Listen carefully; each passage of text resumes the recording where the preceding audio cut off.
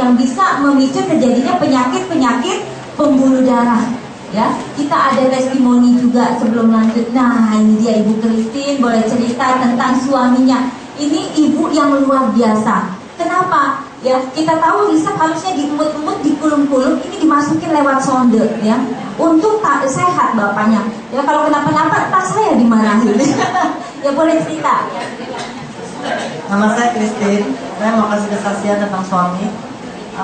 Saya saat itu pagi-pagi tidak ada gejala sama sekali dan benar-benar sakit sehat karena masih bisa jemput anak, masih bisa makan bareng sama saya, bahkan masih bisa ngantor saya ke kantor. Waktu itu di City Walk. Jadi setelah hampir 4 jam dia telepon dengan suara yang pelok. Dia bilang apa? Tangan saya lemas sebelah, tapi masih bergaya. Luar biasa bergaya. Dia bilang, kamu ada di mana? Ntar saya jemput. Jadi saya pikir, oh ya udah saya santai aja. Nggak lama dia telepon lagi, dia bilang tubuh saya makin lemas dan saya nggak bisa gerak sama sekali. Saya kaget. Akhirnya saya bilang, oke, saya jalan. Macet, saat itu hujan besar. Saya minta anak untuk ketemuin suami saya. Ternyata itu separuh badan, benar-benar nggak bisa gerak.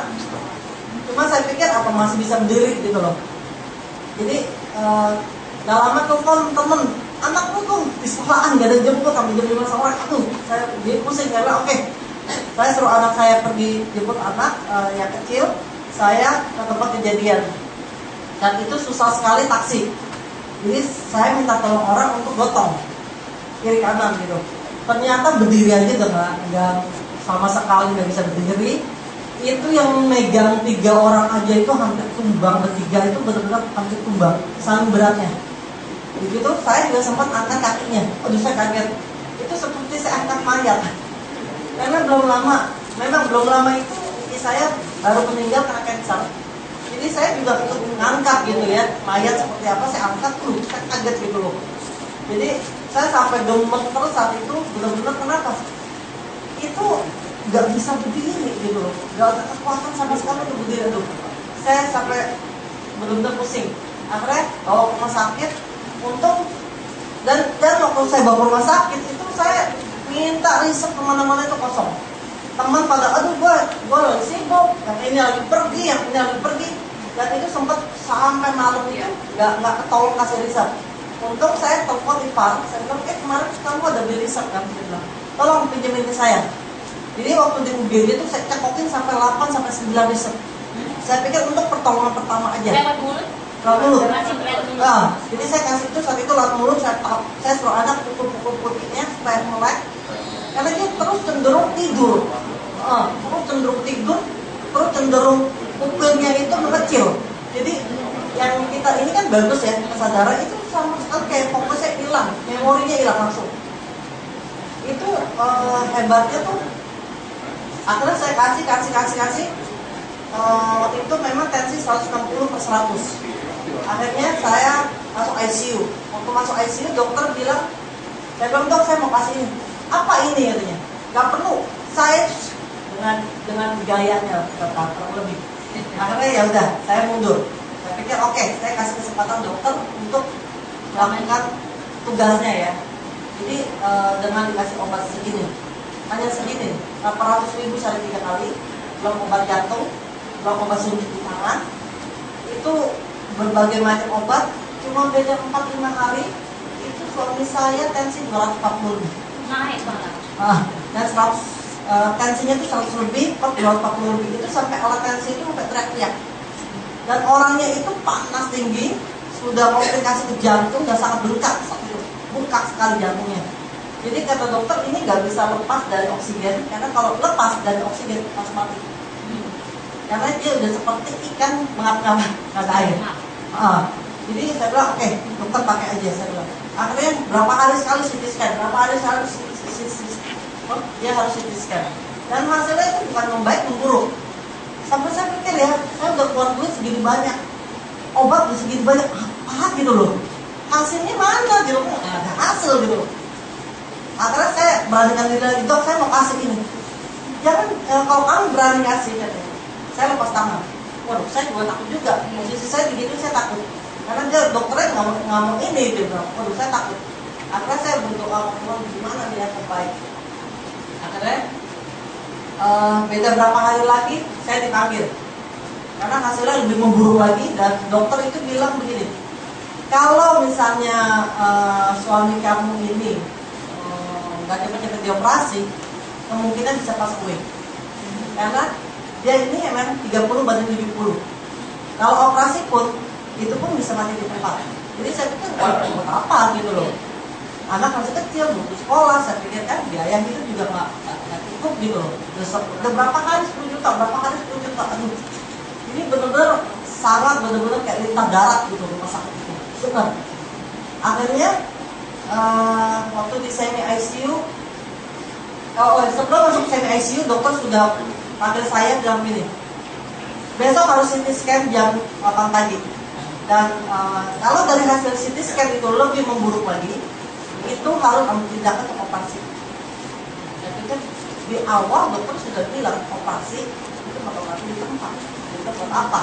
Sekarang saya dikejar-kejar, ditunggu sampai jam 10 malam, dikejar-kejar masih terus. Setiap kali ketemu, saya sampai ngumpet, dimanapun saya ngumpet, itu di belakang pintu, kayak di belakang mana, kalau ada dokter dan suster, saya ngumpet nggak mau ketemu. Kenapa? Dia suruh saya sign untuk segera operasi. Jadi saya pikir gila juga dia, udah kayak eksperimen gitu. Waduh, udah kesel juga saya saat itu. Akhirnya di Sabtu saya sengaja datang terlambat, saya sengaja, benar-benar sengaja. Saya cuma minta sama suster, sus, saya kalau misalnya mati pun atau hidup pun, saya mau kasih riset ini. Ini hanya nutrisi dan 100% hanya buah. Kalaupun ada apa-apa, saya bertanggung jawab karena saya istrinya dan keluarganya. Nah, saya minta tolong suster untuk suntik. Saat itu lewat sonde.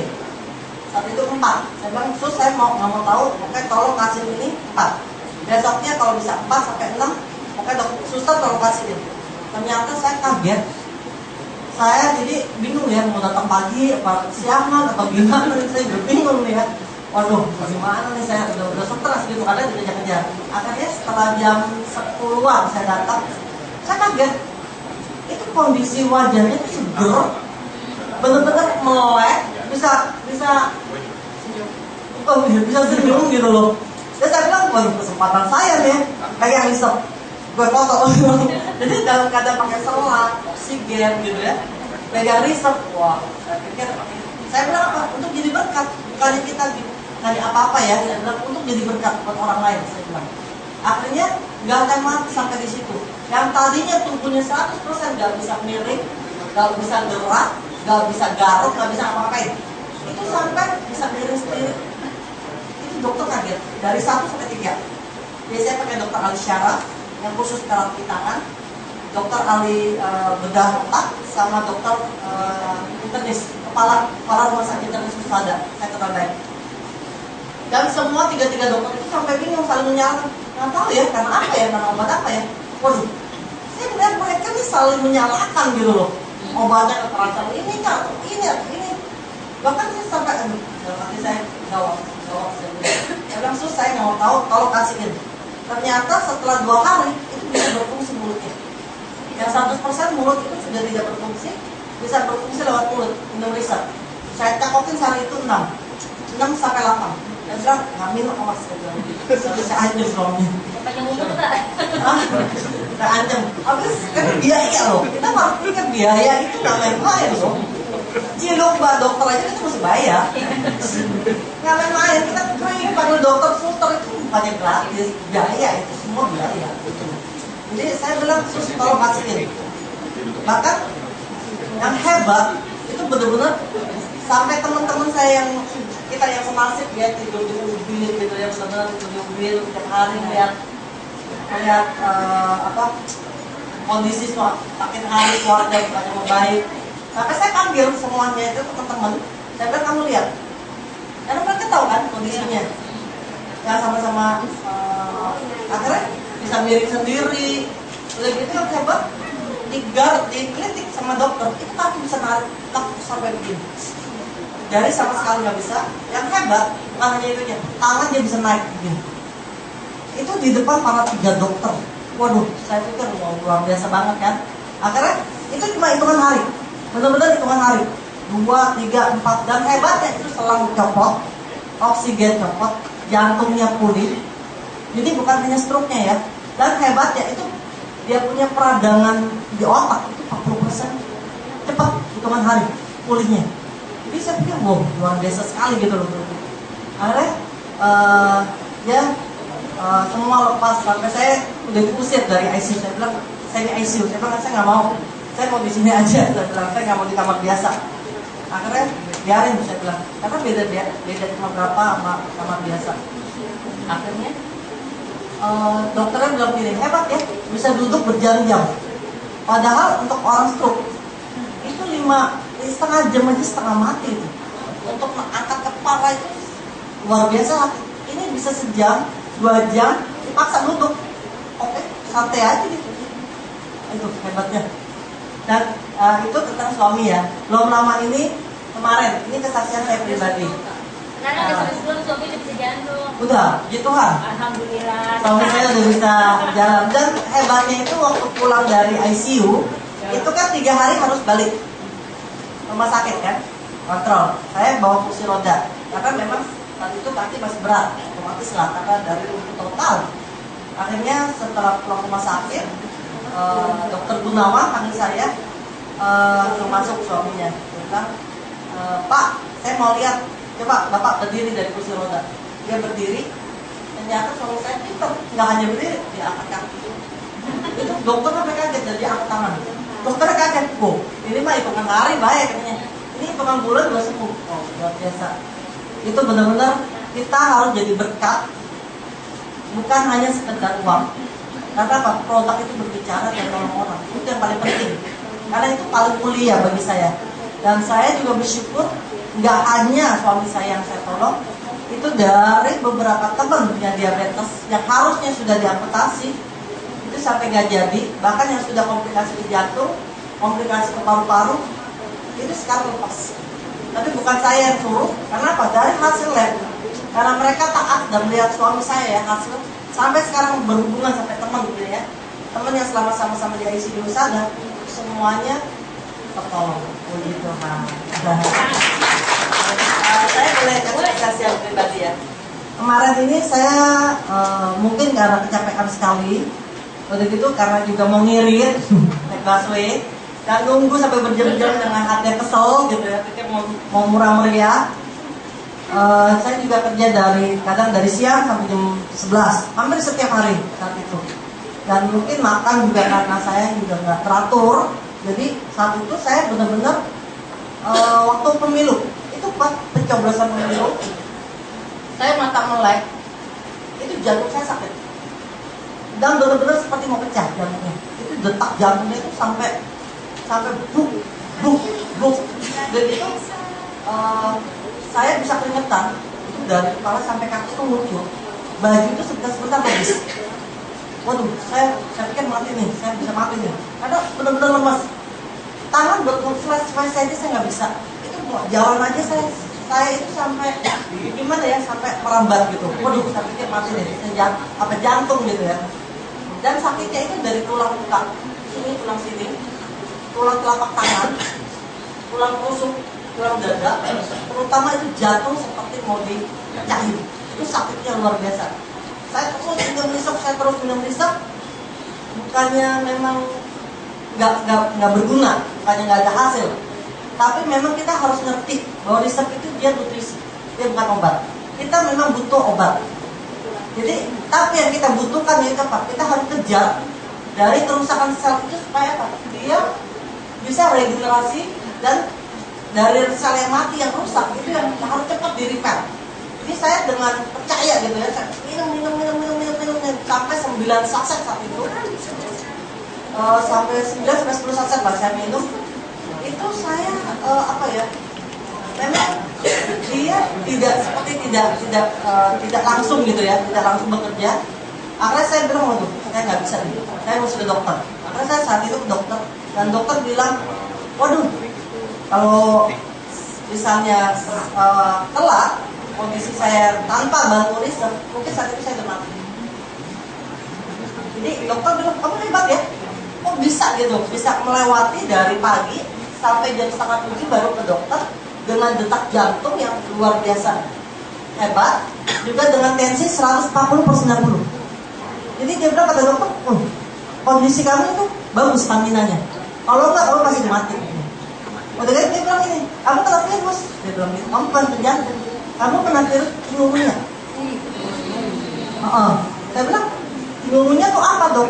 Saya bilang, kan suami, jadi dokter itu suami istri teman baikku. Dia bilang itu dari perpaduan nyamuk malaria dengan nyamuk demam berdarah. Dan itu lebih jahat daripada demam berdarah sebenarnya. Dan seharusnya kamu tuh seharusnya lumpuh, nggak bisa jalan. Kok hebat ya kamu bisa jalan? Itu dokter udah bingung gitu. Kok bisa jalan gitu? Udah gitu, memang saat itu saya pucat sekali pucat. Tapi setelah saya suntik itu hebat. Itu respiratornya benar-benar bekerja, benar-benar nggak sia-sia yang kita minum. Itu yang telapak saya benar-benar dari setiap sendi sakit itu bertahan perlahan hitungan menit sampai benar-benar hilang sakitnya. Cuma jantungnya tadi detaknya kencang itu sudah mulai ritmenya sudah mulai bagus. Cuma memang dia nyerangnya tulang dada. Akhirnya malam itu saya udah memang sakit sekali itu sampai jam 2, setengah 3 saya nggak bisa tidur karena tulangnya itu benar-benar sakit, radangnya tuh berasa kayak setiap tulang ini itu kayak apa ya, kayak sakit gitu loh, sakit sekali. Sini tangan udah tidak sama sekali. Besoknya saya pagi mata melek, saya hantam lagi 2 isep karena saya pikir dengan perut kosong itu jauh lebih baik. Saya hantam, saya makan roti, saya makan obat. Lebih baik. Lusanya saya hantam lagi 5-6 isep karena saya pikir saya nggak rugi. Kok buat kesehatan saya pribadi gitu loh. Yang sehat tuh saya gitu, daripada mati juga peti matinya murah, rumah duka juga murah kan. Saya pikir ngapain gitu loh. Lagi siapa yang bisa gue prospek kalau udah meninggal kan? Itu kan. Akhirnya setelah saya hantam riset, saya ke kantor. Hebat tuh. Saya masih bisa kerja, saya masih bisa prospek orang. Tapi memang ini setiap kali tarik nafas tulang sakit. Sampai Ciliani, ini benar. Dia ngeliat muka saya putih sekali, dia bilang. Ibu Jenny bilang, waduh luar biasa loh katanya, masih bisa kerja. Dia bilang, iya dong, life is money. Akhirnya dia pinjemin saya shell, saya pinjemin shell. Oke, jadi saya nggak sampai malam saat itu. Besoknya benar-benar sembuh total sampai sekarang. 3 kali berarti ya? Ya, luar biasa.